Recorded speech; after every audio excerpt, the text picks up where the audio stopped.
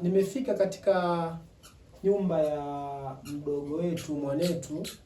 Ni binti mdogo kabisa ambaye alikuwa na ndoto zake za kusoma, lakini kwa bahati mbaya, kama ilivyo wanaume wenye roho mbaya ambao hawawezi kuvumilia, waliweza kumpatia huyu binti ujauzito akiwa darasa la 6. Mwaka huu 2025 ndio ilitakiwa aweze kuwa darasa la 7, lakini kama unavyoona hapa, naomba nimshike mtoto, wamempatia ujauzito na ameweza kufanyiwa operation na akaweza kujifungua huyu mtoto.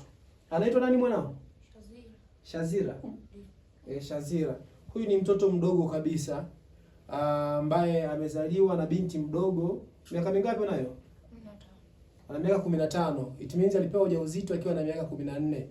Hili ni jambo ambalo sisi kama Watanzania tunahitaji tuweze kuhakikisha mabinti kama hawa wanatimiza ndoto zao.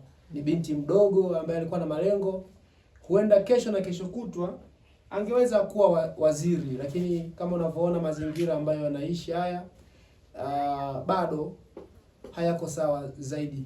Lakini leo nimemtembelea kwa ajili ya kupiga naye story, kwa ajili ya kumsalimia chali wetu. Tumemwona huyu baby hapa anafurahi kabisa, akisikia sauti ya anko akiongea anafurahi, babu anaongea anafurahi. Pole sana. Unajisikiaje? Lakini unawaambia nini mabinti wengine au vijana sana sana, sio mabinti, wanaume ambao huwa wanatumia nafasi kwa ajili ya kuwarubuni nyewe watoto kama nyewe wadogo? Waache ukatili. Basi mimi nakushukuru sana. Huyu ndo bebi wetu kama unavyomuona hapa, piga picha na tuonyesha. Huyu ndo chali wetu Shazira.